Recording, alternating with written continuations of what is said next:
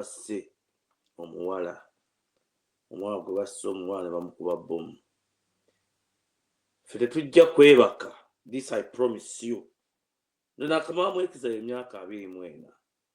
Situjja kwebaka kusiguukulula Museveni okujjako ng'ebyo bintu birekedde awo. Nkiddamu tetujja kwebaka.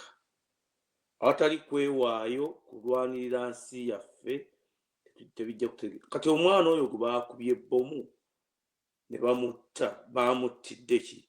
Mwana muwala ne banne. Kuba kati ebintu bino bwe tabisomesa abantu tebajja kubitegeera bulungi. Uganda balina system gye bazimba eya North Korea.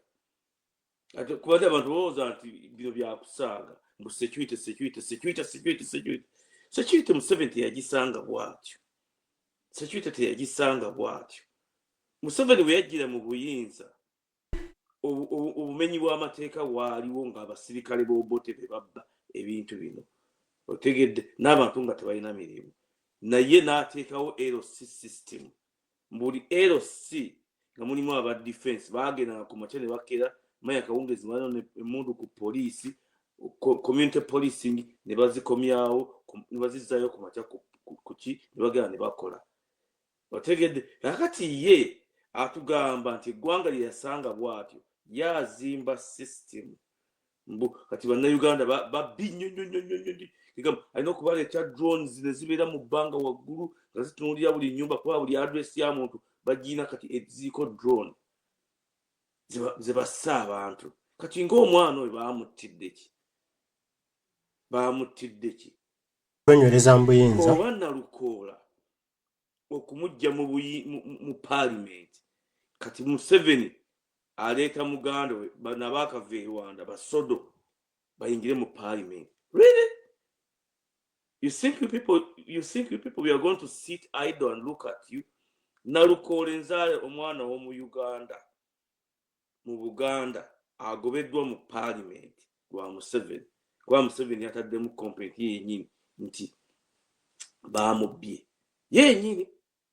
Yennyini baamubbye aba commission. Ate nga yalina obuyinza obugironda. Kakati ate muganda we Sodo mubisoma ebintu bino muyinza okuza nti muwaayira. Muganda we Sodo yasoose kumubuuza nti muganda wange onzikiriza ngene neesimbewo kuba mmemba bwa parliament.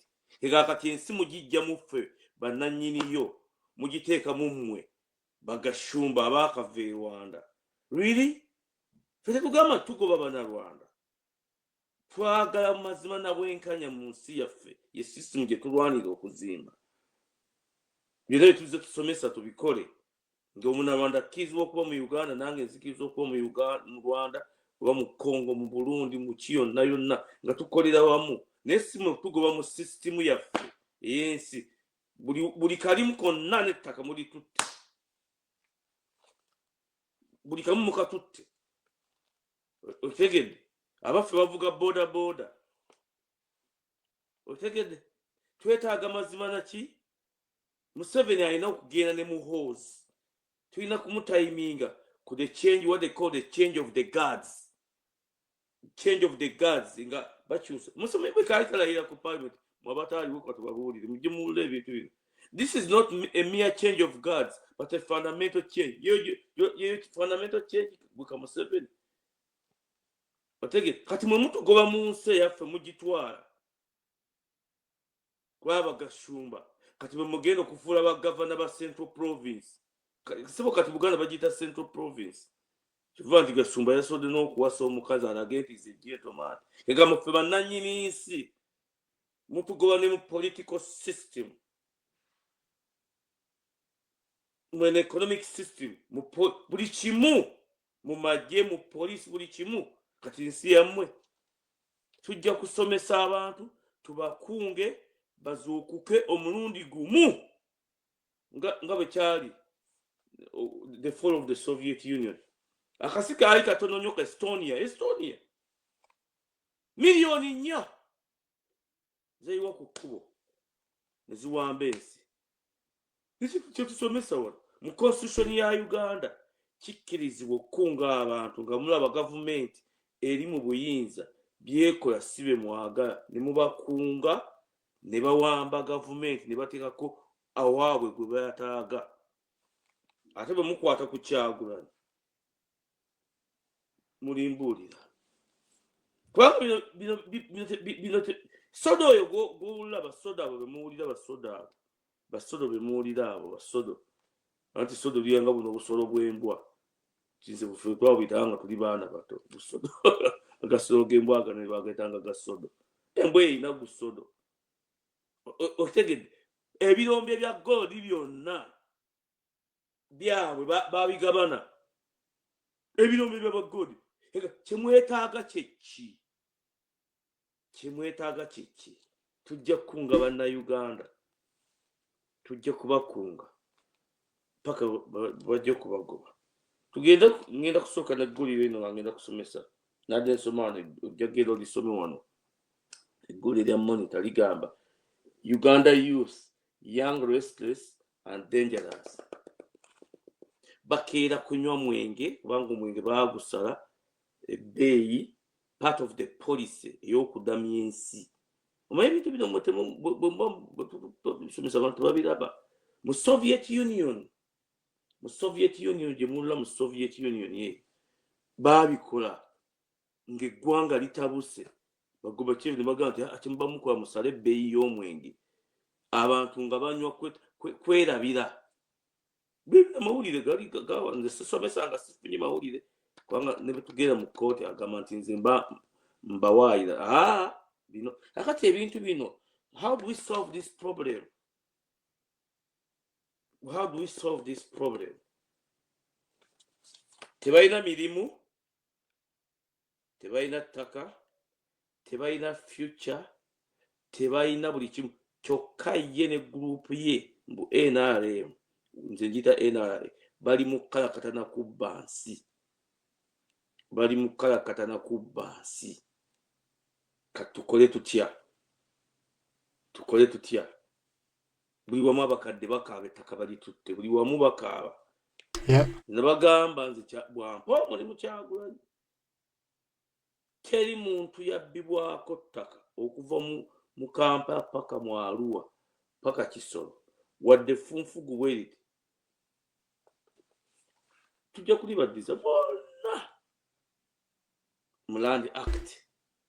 We are going to confiscate land from the Indians.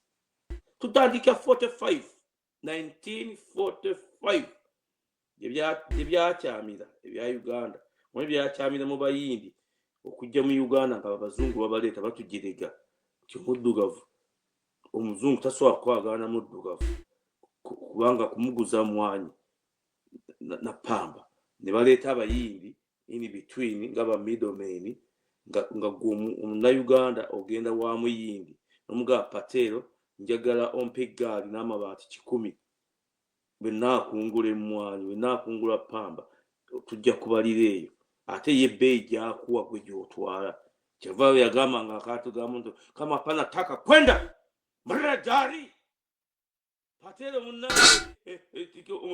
mwanyi agula bei ntono patero mwanyi agula bei ntono nekagamba kama pana taka kwenda mrajari kekiwanya abayindi kampe mulimu nze baba omulimu sijja kubalimba baganda bange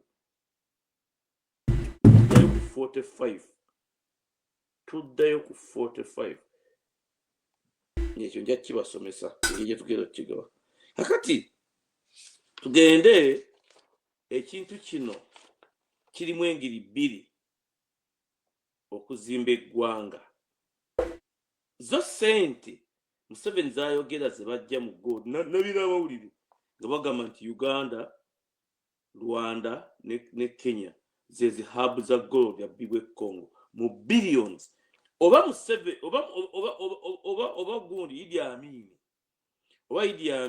weyavira ku bukulembeze bwa Uganda kubanga Congo badde bagikozesa emyaka n'emyaka okugibba raw materials naamini ebimu ku byamuletera mitawaana otegedde yagenda ne billioni 7 by then oba kati Museveni ne Muhoozi ne ba group kawa akababbi basoda abo bonna bayina billion meka no one knows.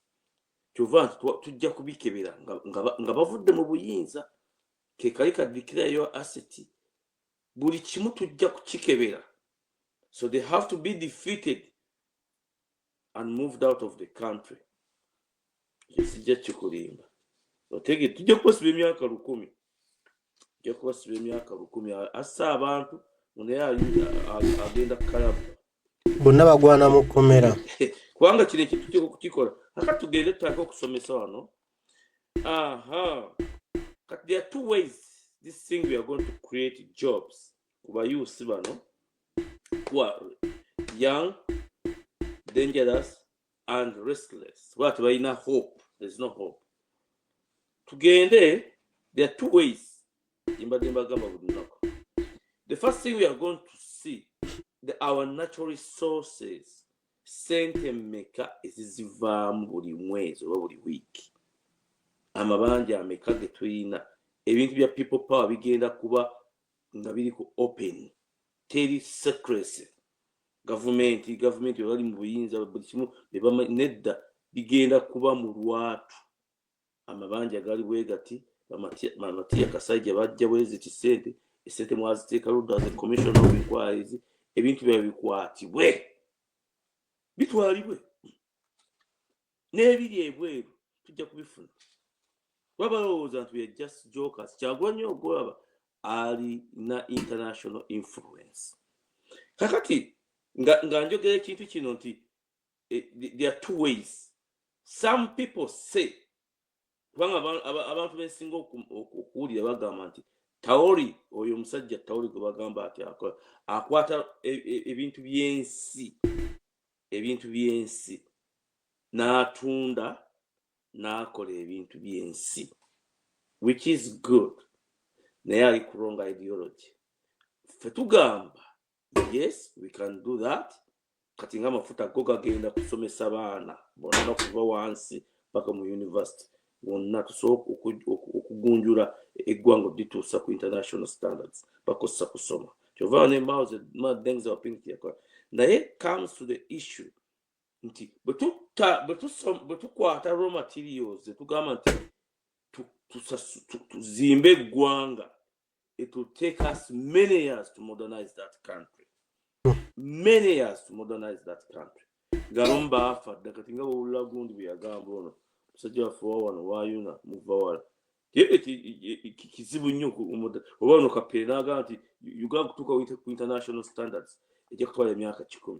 So kati ffe tugamba nti the alternative we have nga tukkiriziganyiza mu conferences okujjawo enfuga embi eya Museveni, kubanga enfuga embi eya Museveni ffenna bannayuganda baba bali mu Uganda tuteeka okukkaanya ye constitutional conference eri eya buli myezi 6 nga tukola constitution ne tulaba ne way forward obutaleeta gumuko obutakola ki oba obutalemwa, kubanga there are so many things to do okukyusa buli kimu kukijja eno ku left okukizza ku right.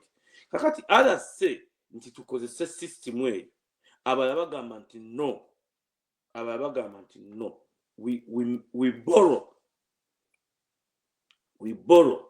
we put everyone to work and we build the country. Nga bwe tudduka mangu nga tuzimba industries, oyo tugendera okweta namungi wa co-partners, what we call the co-partners mu investment ne mu America ne Western democracies. What there are two ways. President Biden musajja yali mulungi nnyo, yali atuwadde ffe tuzimbe mu system eri. Naye bw'otunula Trump, the way we are going to approach, because we are waiting for this conference egenda okuba e Burlington wano tulabe engeri tugenda okukikolamu. The way President Trump, who is a good man, bo baamulonda tugenda nga mu nsi y'abantu ate n'ovumirira abantu nga naye wajja okaaba oyota mugume tetwagala kubanga basodo. No, he's a good man. He's the president of the United States of America. Tulina okulaba ye proposal kijja atuwa ffe nga bannayuganda ffenna mu kintu kino, kubanga mu geopolitical balance eya region oba n'ensi the Great Lakes region and Africa is now going to play a crucial role. So, ekyo sinza kuba details mbawaddeko hint. Kakati tugende tugira kukikola tutya ekikulu nga tutandika ku kintu kino. Tugenda kukola kibayita authorities or settlements. Kati mbanyonyere ekintu kino. Once we recover the stolen land, ne tuziddiza bannannyinizo, we can buy from them. We can buy from them. Nga buli emu development, you under the Uganda Development Authority. Tuwanga under the Uganda Development Authority, ye pila moja Uganda Development Authority, Busoga Development Authority, Eastern Development Authority, Northern Uganda Development Authority, East and West Development Authority, okuzimba dams, okuzimba infrastructures on factories na bichi, put people to work. Kakati settlements zondala kakati kamenye chiri kinenge how we are going to do it. Nti settlements ze chi kubanga abantu bino bintu bamutu babitegeera nti bwoba ofunye ettaka jukira mu Uganda already mulimu ebibuga buli wamu ng'abantu balina ebyapa by'ettaka byabwe babiina bebuyikwe Bukono, Kampala, but there's what we call settlements. So twabagamba nti mu proposal okuwa bannayuganda babikoleko referendum ebibuga byo byakuzimbwa bulala, ebibuga okubimodernizinga byakuzimbwa bulala, nti omuntu abadde n'akazigo ekatwe ekibuye enatete okitegedde bigenda kuteekebwa kuzimbibwa zi high rises naye ng'abantu bazigabana.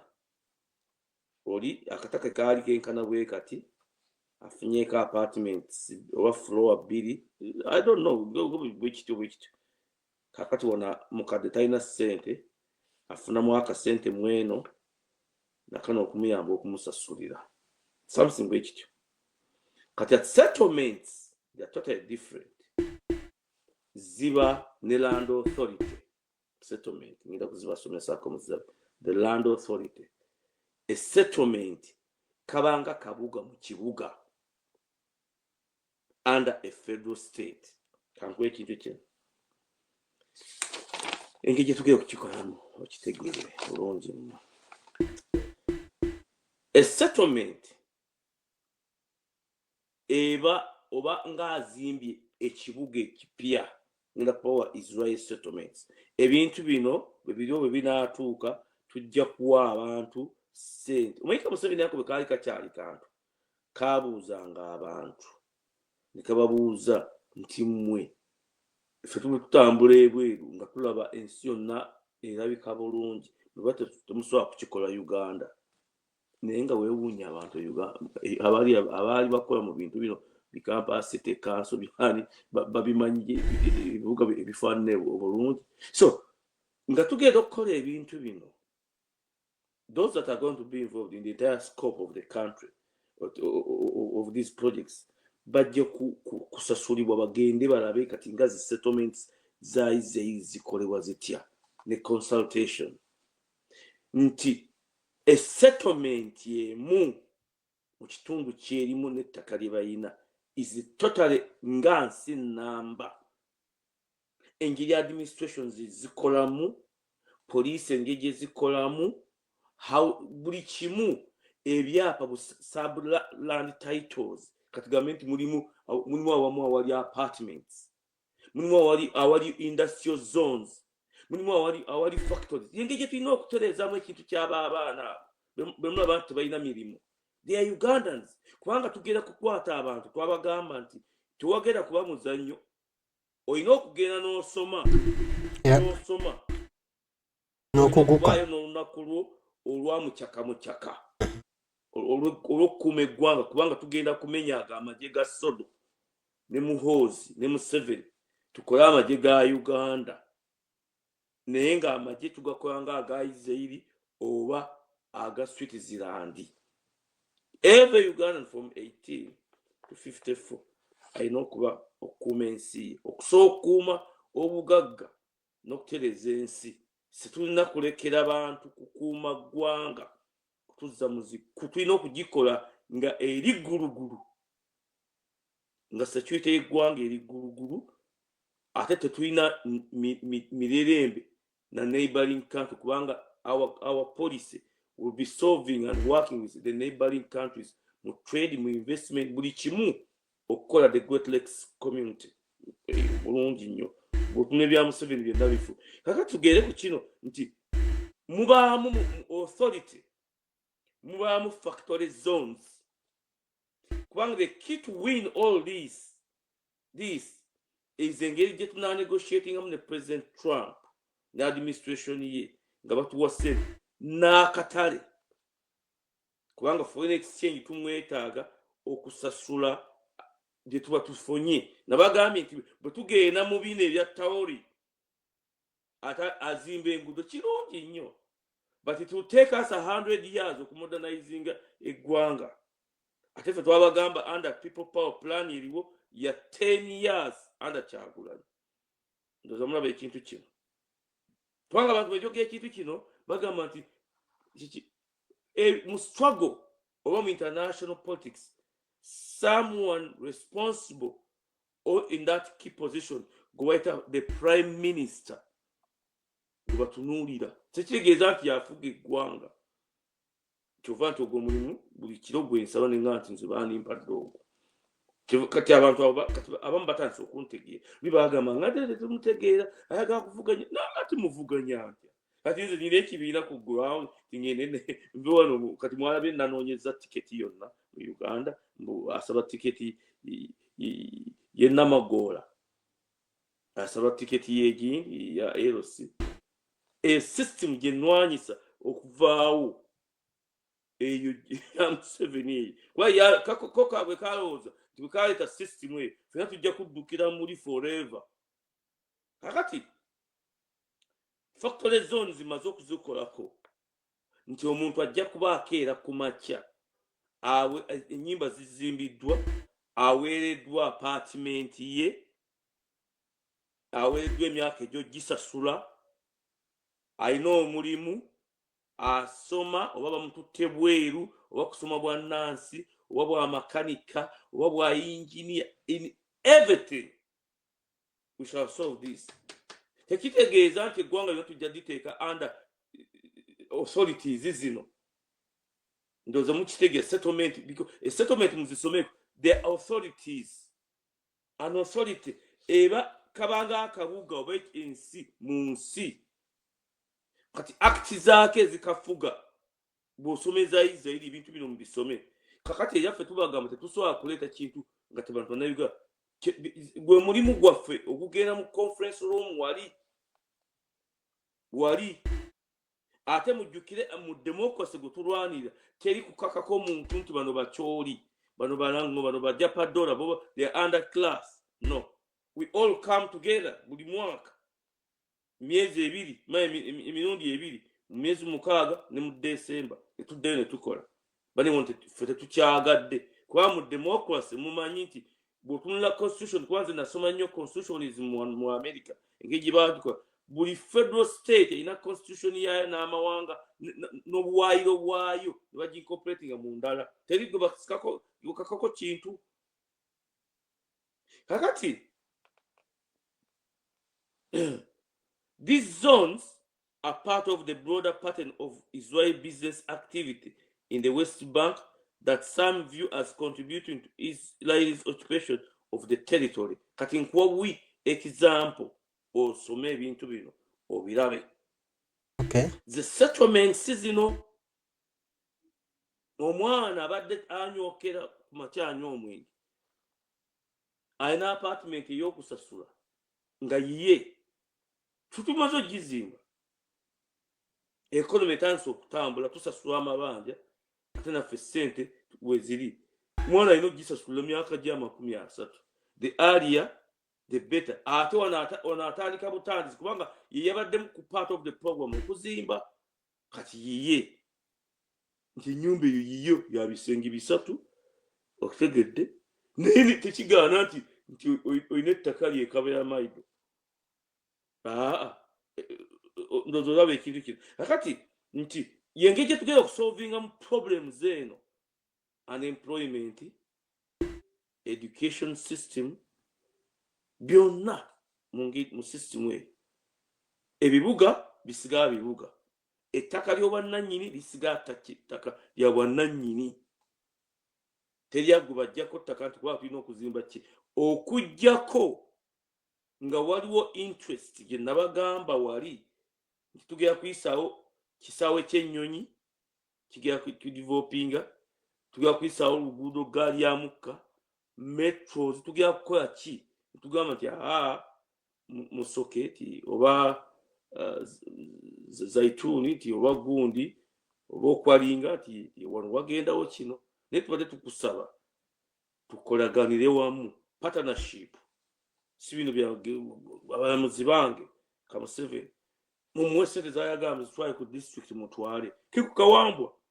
abalamuzi babe kati buli muntu akiraba bayagala kuzimba bakola amateeka agatwala ebintu bino noga ti ekifo kino ti obadde olina amaduuka gono ti katugambe nti value ne land buyer akuwadde emitwalo 10 value yowano according to the market value of the area gyolimu otegedde ate mujjuke tugera kumala kussa value y'ettaka ekyo nakibanyonyo ngeri gye tugera okugissa tugera confiscating ettaka libasalimu sale libabbye bamuseveni libabbye kasooke babula ekintu kino ku Museveni mukiwulire Museveni agamba nti alina ettaka kambabulire ekintu kino maife tumutunudde ebbanga ddene Kisozi Lwanchazi yabeerangaawo nga ku Nomani Godina awo Kisozi Lwanchazi emikwano gwange Museveni yamuyita n'amugamba nti njagala onguze ettaka y'ekisozi faamu y'ekisozi was a very young wealthman very fakati simanyi oba gyali namugamba linguze ab'amagye tebalina faamu Kisozi n'akwata yamusasula mu dollars n'akwata faamu n'agiguza Ministry of Defense. Museveni bwe yamala n'agenda ku high command ey'amagye n'agisaba ng'ate yagikulira okumuguza Kisozi Lwanchazi gy'owulira gy'alina ente nnyingi nnyo ery'ettaka lirye oba lirimu corruption. Mumanyi yeepanka awo Kyagulanyi wajja okudiiringa naye kale katulinde ebintu bino biraga fe tujja kubakunga paka bajja kukiyiwa kasita buli munnayuganda anaategeera nti Museveni kyekizibu ky'eggwanga era ebintu byazimba bya bbi tebiriiyo bituzza mabega nakutubonyaabonya kati nga buli wamu kamera drone ziri waggulu ne baba weebasekyo bakuba bomu ne bagamba twasanzemu bomu baade balina okumutta nga North Korea ngenda kubibasomesa kakati ettaka ly'ekisozi lyani temuliimu corruption senga ye yaligula ku ssente ze twandimubuuzizza ssente yazijjawo nga bwe yakola ku Milton Obote Foundation ku Uganda House kuba naye yaleeta controversy after the fall of Obote nga bagamba nti ssente zaali za mubi wa musolo kati ye kyeyava ayita mu kakubo kali nadda bw'ati n'amaana agyeguza gy'alina ente ze empitirivu ennyo n'abbirako n'ettaka lyabo bannannyini bali wano twabagamba nti ekyettaka tekijja kulekebwa ku muntu yenna kubba kale tutandike tugende tusante nga tusomesa kakati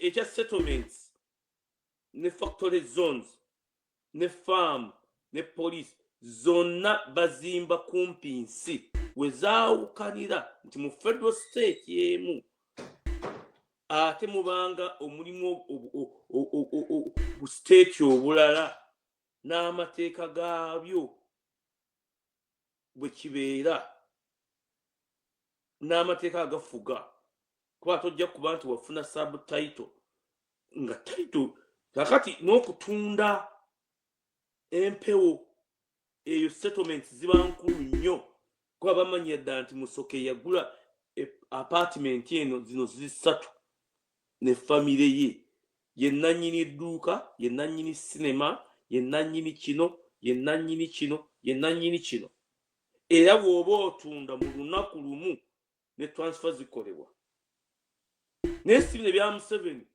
nti omuntu atyo okugula ettaka atyo okugula ettaka limu ne bifaayo wewe omujaasi gw'empulira lwayogerako jjuuzi awo nga basiibula bano bagundi ng'omujaasi yagula ettaka mujaasi abadde atta abantu bakyagulanya bamununula yagula ettaka ku ssente ze baamuwa akasiimo atandike bizinesi ebyapa bya bisatu ne bivaayo ng'ekyo kifu kyokka abajaasi kyagulanya bagamba nti zinwanirira mmwe bino bitukola bitereeza ggwanga bino bitereeza ggwanga ate tebijja kuba fayino okujjako nga ffenna tugenze mukaawa mune tugenda ne mu ziriferandamu bane ekintu kino mwaga kino tugenda ku kya North Korea mbawe comparison ya North Korea wande ettaka liba liryo buli kimu kiba kityo tugende ku North Korea mugisomeka mugisome kubanga Museveni yo gola boyo Museveni yo gola choba nti muzeyi baba great leader ne Muhoozi n'obusungu bwakosa ne system yonna agenda kuzimba North Korea twakibagamba emirungi buli twasomesa akibagamba namwe mukiraba ojja genda osome ku Kim Il Sung eyali General Secretary of Workers Party of North Korea eyatandika system eyo nga bwe Museveni buli wamu avuganya amunyiga paka mutabani wagenda kuzimba kati byemulaba nti abantu bakyalinamu land ownership akatono mukayana bajja kweje kamabuulire ekyali Ethiopia simanyi yali Haile Mengistu Mariam Haile one of the two some kiyakola Ethiopia kati ali mange eyo oba Zambia oba Zimbabwe ali mange eyo gye bamuwa gye yeebaka nga bamugobye yakwata ettaka n'alijja ku bwannannyini mu Ethiopia n'alizza mu mikono gya gavumenti ne baliwo Abachina ne baliwa Saudi Arabia ne baliwo abaki kakati otunula North Korea temuli alina land ownership tewaba enterprise ya muntu wa bulijjo factories za gavumenti kyova nti Museveni bazimba ebyo bifactory by'olulaba yazimba oyo omusajja kasabiti gye baakawatika kulira factories ezo ye system gye bazimba buli muntu bwagamba nti tulinde enkya tutereeze tetulina kutulinda cross kufanda wabagera okukyusa the changing of the guards Munnayuganda kasaba kwata mu kalulu nga buli muntu agenda ku kkubo ng'awamba buyinza constitution ekikkiriza ya Uganda yenyini ekiteekamu oli bw'anaagamba nti bino tebinkwatako bye tusomesa wano nga gye biraga talabayo kati ngoyo omwana gwe basse babadde bamulaba ku drone kubanga drone zennyini ne mu State House mweziri under Muhoozi akola security babadde bamulaba ku kamera wali kyova nti China gy'olaba eyo ne bw'osuula akasaani kuba bakulaba ensi gye mwagala fe tugamba nti kati mu authorities nga zino for the sake of the security ne post office zijja kubaamu yes kamera zibaamu for security kubanga tulina okuzimba network nga poliisi za bitundu poliisi ya Buganda poliisi ya Nkole naye ate bw'otuuka mu katundu akewammwe kapaka poliisi yaayo poliisi eba yaayo nti bw'onyiga 999 mu ddakiika 5 kadenge ebe kutuuseeko kuyamba ambulance ebe kutuuseeko kuyamba abazikiza omuliro baba batuuse yengeke tugenda okuzimbamu communities zino naye tujja kutuula butuuzi ku mulembe ogwaffe nga tulaba omwana azimba ekintu ekigenda okututuuka mu byenda abaganye ng'asirika special force command kyova ayinaaga amajege ge bayitaaga special force command ye counter revolutionary force balina obuyinza n'okukuba abapoliisi nga batutte omuntu abbye ettaka omulimu gwabwe babagenderera kutiisa buli munnayuganda nga bwolaba South Korea manyi mu North Korea otunula land policies eziri mu North Korea ne land policies eziri mu South Korea South Korea abantu balina amataka nga bwolaba mu nsi endala zonna mu North Korea okukwata nga badde bakulaba ku kamera nga twakubye ekifaananyi kya Museveni ng'afudde ogenda mu kkomera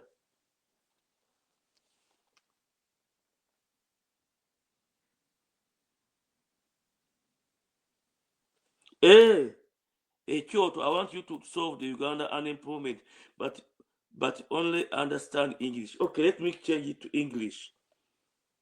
So I was talking about making a comparison between Kim Il-sung, what he did when he was building the system of the North Korea, like Muhoozi is going to be building, because Museveni is the founding father of the dynasty of what Muhoozi wants to put forward in Uganda. What he wants to put forward in Uganda, a North Korea system, so that their families and generations to come, they'll take over the country. So I'm not going to be teaching in English. So I wish I knew. I wish I knew. You told me earlier.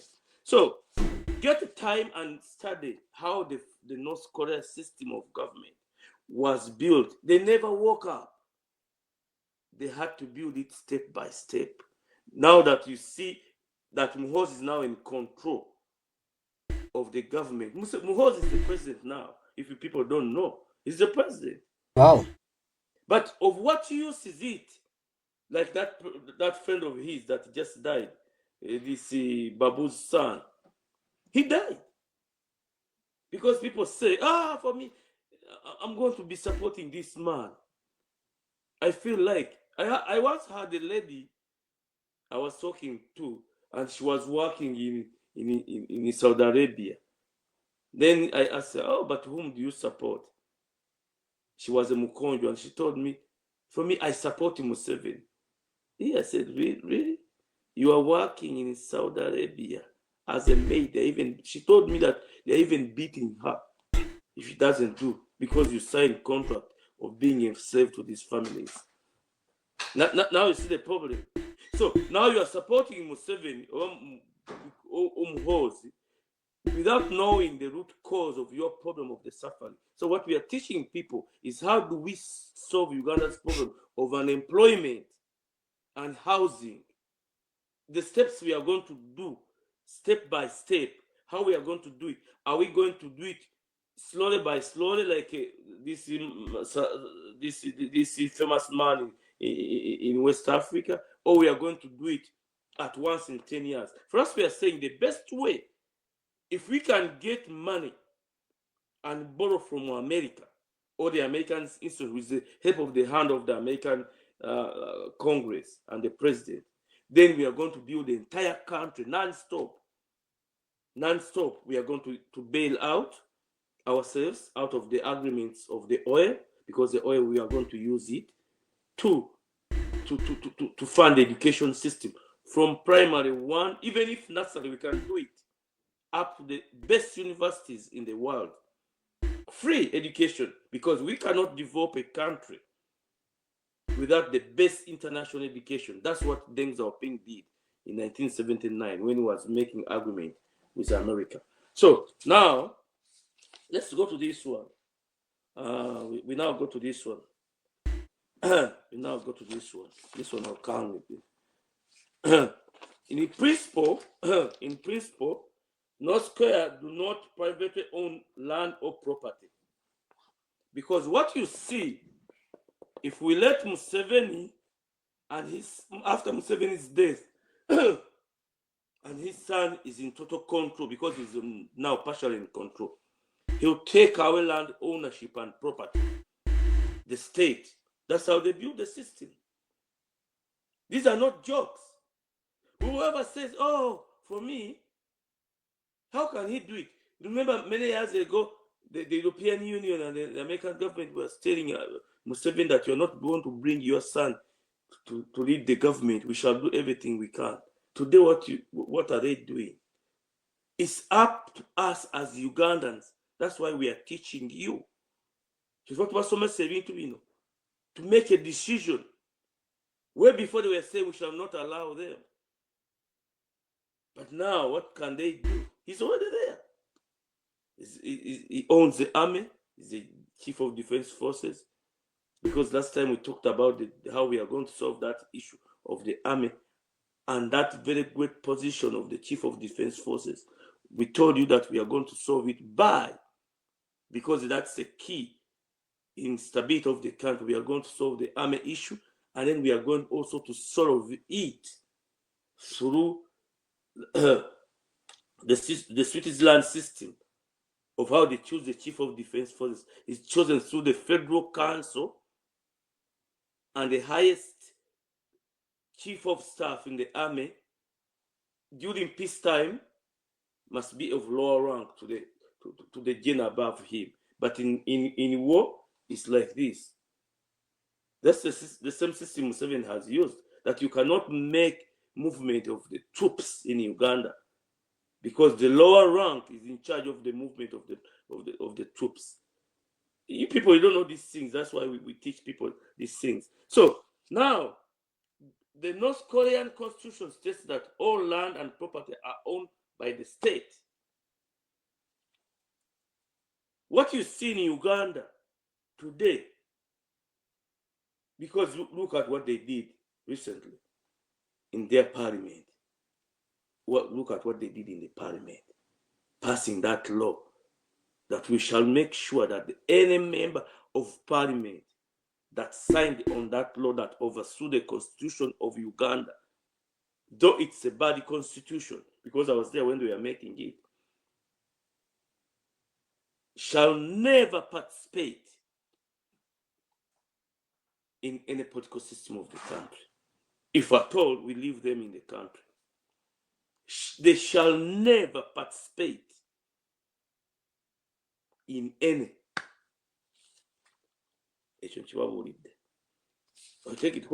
Unless we do this type of things, these things of that are being done in Uganda shall never stop to be done unless we use the iron hand.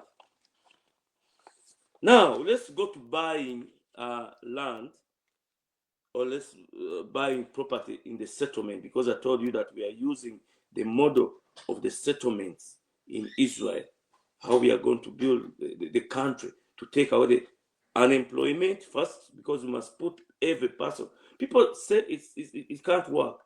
In America, if you study in America, if you go to Google, you can even study these things. They use what they call the Tennessee Valley Authority. Rules of faith, the Tennessee Valley Authority. In America, after the great crisis of 1928, the great world crisis, the Americans were not at work. Millions were not at work. Until Roosevelt said, no, for me, I have a working plan. To this day, it has never happened again. They use what they call the Tennessee Valley Authority to put people to work. We told you it's the system we are going to use to put people to work. But we are going to be having one authority, the Uganda Development Authority.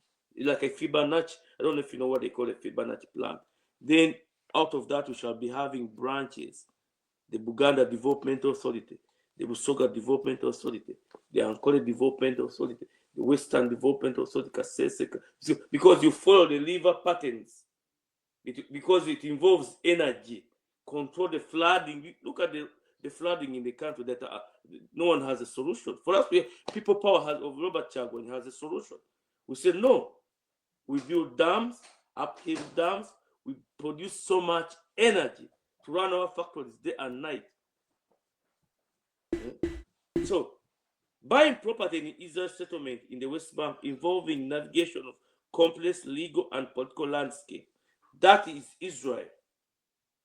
That is Israel. For us, we are going to say, when we enter into the conference rooms, making the rules for these authorities, it's we that are going to be making the rules. We, the Ugandan people. Then we see. Then next 6 months we come back, we say, look, this is not working. In my area, this has brought a problem. This has brought a problem. How do we solve this and this? So, where Israel law allows for establishment and purchase of property in settlements, it's whether considered illegal under international law. Now we come to that problem. You see, we have a problem because these Indians in Uganda now took it that Uganda is now their land. They came in 1945. Remember Museveni to bring the Indians and give them their property back. It was through a legal challenge that he faced. Because Somel had been in Uganda politics for long. The Indians, the Muhindi Muzungu that had gone to Britain, lobbied and said, please, now Museveni has come in. He chased us out of Uganda, but we left properties there. Do not give them money until they give us our property. And Museveni had to give them the property. Now it comes to us. It comes to us now.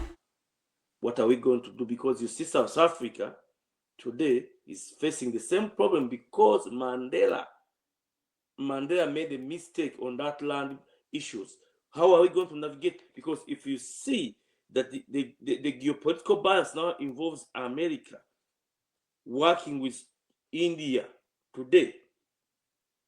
They are working with India because India is the only country that has manpower in case of war to counterbalance the Chinese military machine. And we need the money. So how are we going to navigate that? Because we are going to take the land. We shall compensate to them. Yes.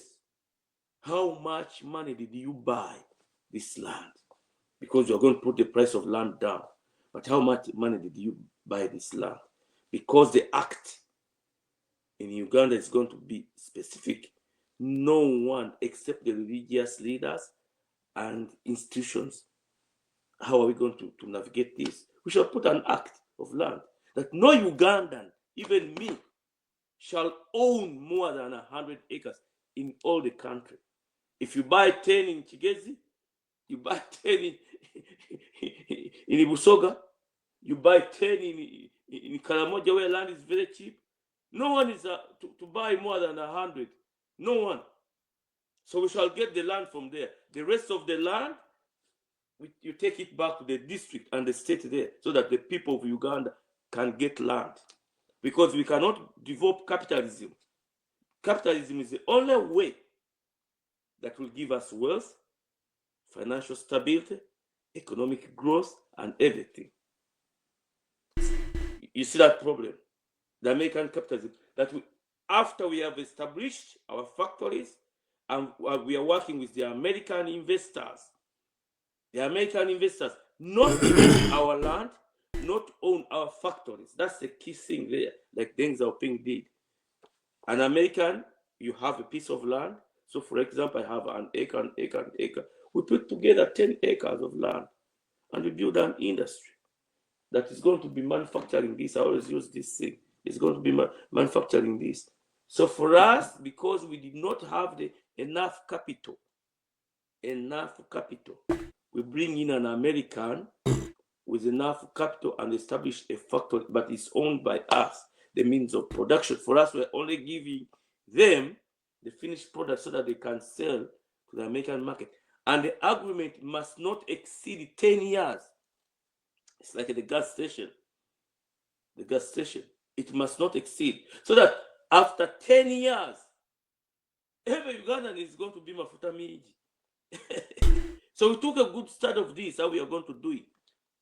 These factories, we told you that the way we are going to do it, we are going to do it in a way, the small scale industries in every part of the country small-scale industries, and it's going to be owned by the people of that area.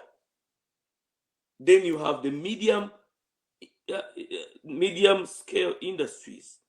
Then you have the heavy industries, which is the killing point for Museveni.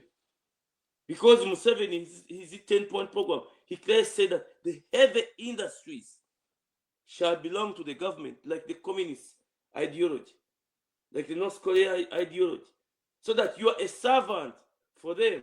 And now, because Museveni didn't want to put money there, he uses the Indians. The Indians own the heavy industries in Uganda. But Museveni and his family are co-owners. You cannot establish a factory in Uganda until you talk to Mike Mukula. Oyagala kuzimba factory. Why do you want to put a factory here? He said, yes, but the first family must have a share. So that even if Museveni is dead or his son is dead, forever they will be making money. For us, we are saying no. The heavy industries, for example, I'm going to give you that, like the iron ore of the Western Uganda, which is the highest grade, they say in Africa, very good iron ore. It's going to be owned, that's a heavy industry. It's going to be owned by the people. The iron ore is for the people of Uganda, of which we shall work on the percentage. The 75% for the country and the 25% for that Ankole region. But the heavy industry, the shareholding is going to be for the people of Ankole. Wow. Bunyolo, the oil, the same. What chunk are they going to get? Not, this is for the country. The oil must be going somewhere. You don't know, no ask. Don't ask, don't tell these things. No one is supposed to talk about oil issues. They are from Muhoozi. We said no. So you see the problem, how we are going to solve it. The unemployment and the housing crisis, redeveloping our cities, cleaning the wetlands, moving people from wetland areas. Look at Kampala. The erosions. So let me go forward and explain to you. You read these things.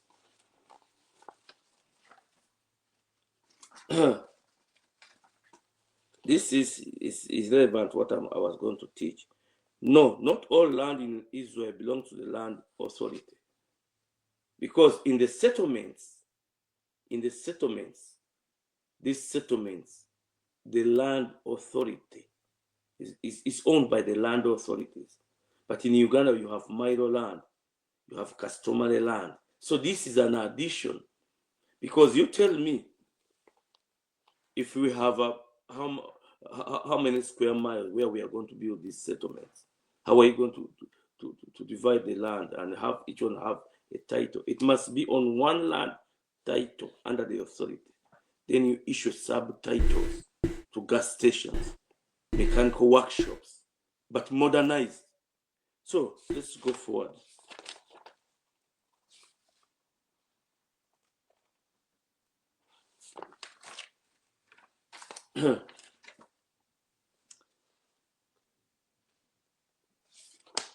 Okay. Land authorities, like the land court in Massachusetts, I was inquiring about the American, how they do it. Primary focus on ensuring the accurate and efficient administration of land ownership and use. This involves processes like registering land titles, managing property disputes, overseeing the transfer of ownership. So in these land authorities, I'm not saying this is the final, I'm just teaching that this is final. No. For us, when we go in the conference room, all Ugandans, to make the Ugandan constitution, new constitution, and to solve these problems, that's where we shall go and say, how do you want us to do this? What is more appropriate for this area? You see, so that these people who say, I went and bought a land title, I went and bought a building, from the land authority.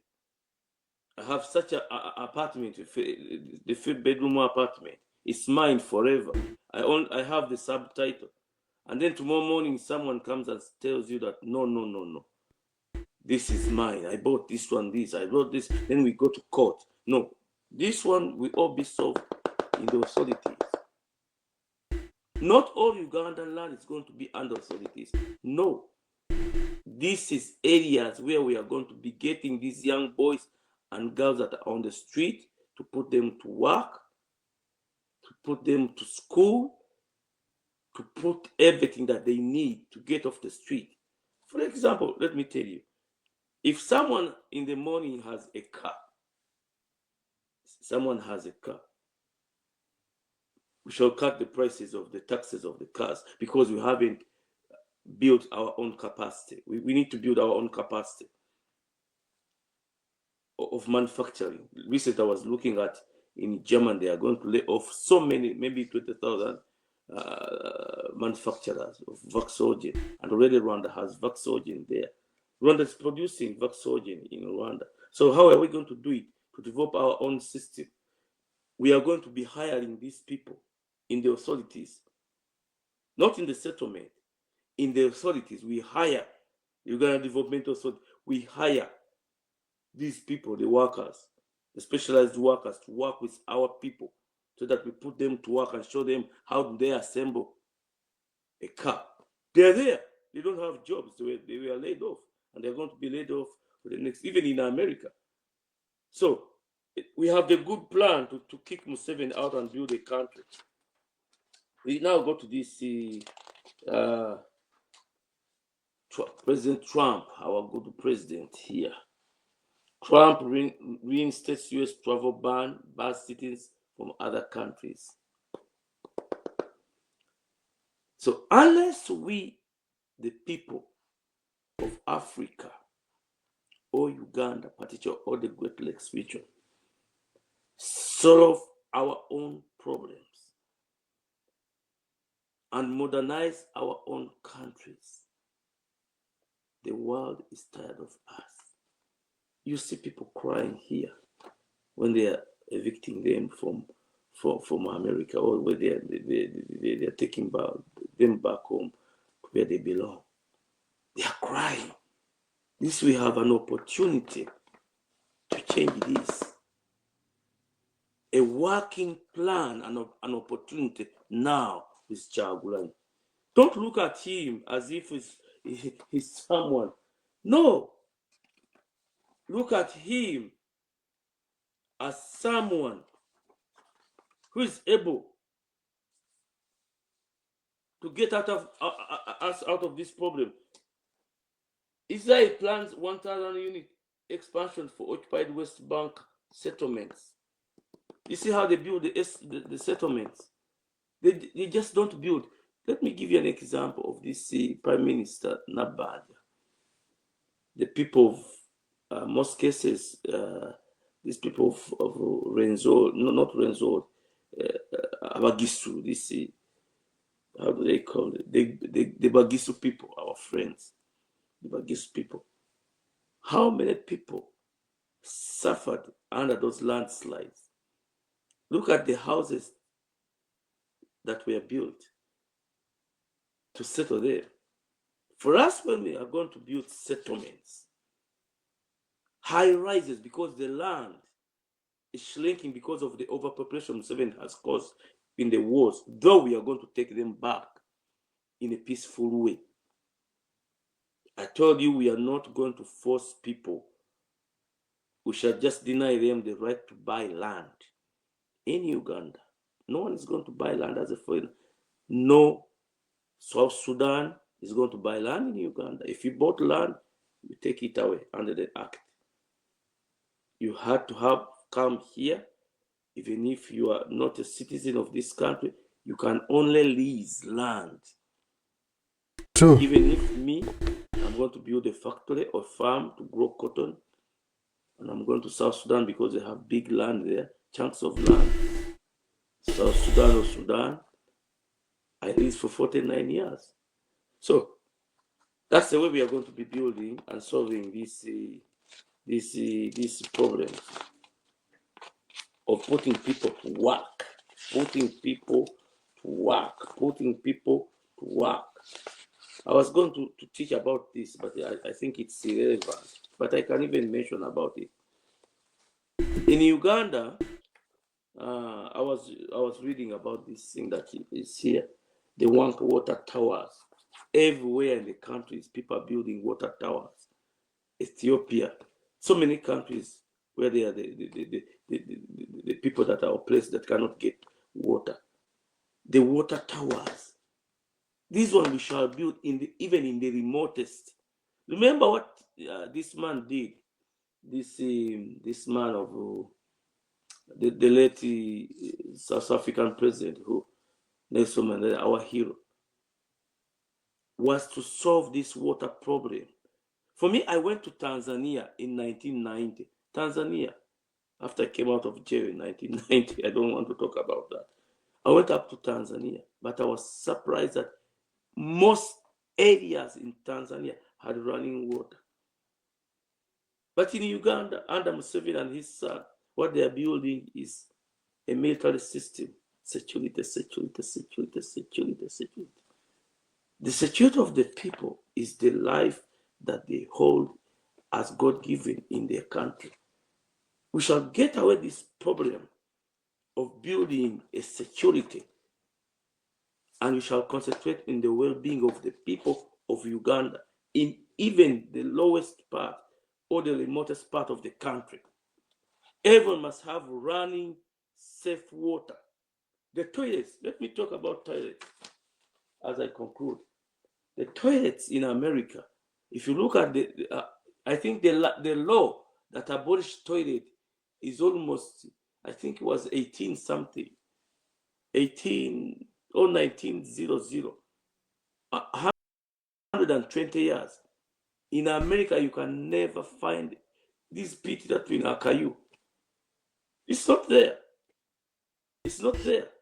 But in Uganda, you find a very rich man, but he has a toilet behind. A small toilet behind. And the flies come during the day, they go there. At night, they fly to the food. And people get sick. So, all this we shall solve. All this, Africans should come back home with all the skill they have learned. Let me answer you that very well. This is how we are going to do it. Thank you for letting me know about this. The way we are going to do this is very simple. Let me tell it to you. We are going to squeeze these Indians and the Chinese because we are going to take them out gradually. Let me tell you the trick. I think they will not listen to this program. Let me tell you, because we don't want them to run. If you look at Samora Machel, the aftermath of a very good revolution where so many people died, like the one of Luwe, he told the Portuguese to leave the country, and the industrial capacity of the country failed, which we do not want. We are going to take them out of the country gradually by issuing a 5-year license. I think I've been teaching about this. We issue a 5-year license. Apatero, you have been having a factory here. Museveni gave you a black check. Your factory doesn't have a license that is renewable every this sort of years. SURVE is going to say, no, we give it to you every 5 years as we are building our own Ugandan industries so that the people of Uganda that are in the diaspora, I'm now concentrating on the diaspora people that are there, they have money, they have bought houses, they have investment, they have skills. How are we going to bring them back home? Every Indian, every Chinese we kick out of the country. We shall kick them out of the country. We shall put a fund, an investment fund, to buy the property of these people that are departing. You didn't hear me. The workers that have been working in these factories are already there. They are Ugandans, except a few. But the ownership of taking over this, they need people. Like someone has a house in America that is worth $1 million or $2 million. People have them here. And all you need is 100 billion or 10 billion or 1 billion to buy that big factor of these people. So with the way we are going to bring them back home is offering them that investment on India again. You people remember very well when the Rwandanese were going after the war of genocide in Rwanda, in all massacre, in all Chagwe. People were not, we didn't want to confess that they are Rwandans. But as we are going, even me almost bought a land in Masaka. They say, hey, Rwanda agenda is sailing. So the same way that we shall bring back our people from the diaspora, so many of them. Forget about this one working in Saudi Arabia. This one, we are going to bring them home, the young girls, the women, and we are going to bring them to America direct to go to school while we are paying them. So that the health care system, we develop our health care system, the nurses, the doctors. That's how we are going to do it. But for this one, of bringing back the people from the diaspora, we shall make sure that every virtue of an Indian living that we have forced, we shall force them. We don't issue them a license exceeding 5 years. After 5 years, we check. By then, they would have known that these people don't want us. And now these people are going to be on standby. You people, we have an investment fund.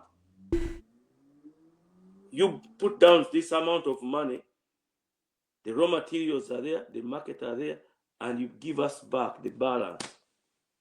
So Muhoozi is selling the factory. It's at $20 million or $50 million. He's selling the factory, of which he bought. I was looking at this. There was an incident in Tororo where the two Chinese were fighting in the Ugandan court, where a Chinese paid very little amount of money. In Tororo, I don't think that everyone remembers that case. I'll research and give it to you next Sunday. They were buying.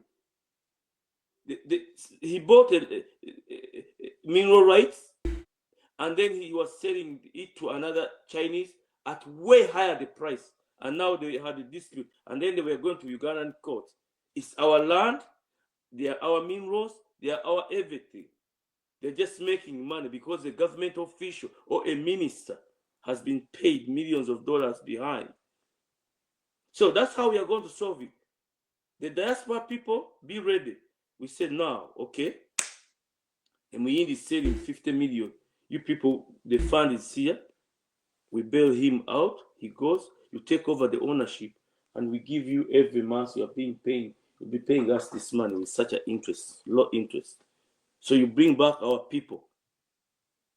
I think I've answered your question. I don't think you have any other to ask me. So this is the way we are going to do things. We shall put people to work and modernize the country in 10 years. We shall attack it in every angle. Unemployment, education, health care, transportation, railway, networking, metros, settlement, everywhere. We shall build our own. For example, let's talk about this as I'm finishing to get off this air, so that you can listen to Mbuye. The cement, a scale like that I've been talking about, we shall need our own factories of cement. Our own. Our steel rolling mills. Our own. Who owns all these facilities in Uganda? Who owns them? The Indian. Museveni says, where are my Indians? You own Kasese. You own this. You own fertilizers. You own this. You own granite. So that you now you say that under Museveni and under Muhoozi, if he's going to do the same, so we get the money that we are going to be borrowing that as they have been borrowing, and then we give it to the Indians and the Chinese, and then we take the finished goods and then build the country. No, we take it back, we develop our own industries and capacity, produce everything at a cheap price. We shall even go further. We shall even go further. Let me tell you about the Museveni. Museveni says, Museveni, where are my Indians? You own Kasese. You own this. You own granite. So that now you see that under Museveni and under Muhoozi, if he's going to do the same, so we get the money that we are going to be borrowing that as they have been borrowing, and then we take the finished goods and then build the country. No, we take it back, we develop our own industries and capacity, produce everything at a cheap price. We shall even go further. this when Museveni was coming to power, there was this Namuwongo project. Was a good example of the Prime Minister's office of Kiseka. That in every slum area, they would give you blocks and tiles and everything. I think up to this day, I know someone who got some tiles for free. You just go there that I have a house here. I need tiles, 2,000 tiles. You come and take a measurement. But for us, we are saying no. In every place, because they are what people are going to be building their own individual homes to modernize the country. We shall put locations like this, where you buy cheap blocks, cement blocks, or bricks, cheap manufactured at a low cost, tiles, steel, everything. I think that's enough for today. Those are Chimala. You are very, very insightful, Richard, waiting from Sweden. But okubala.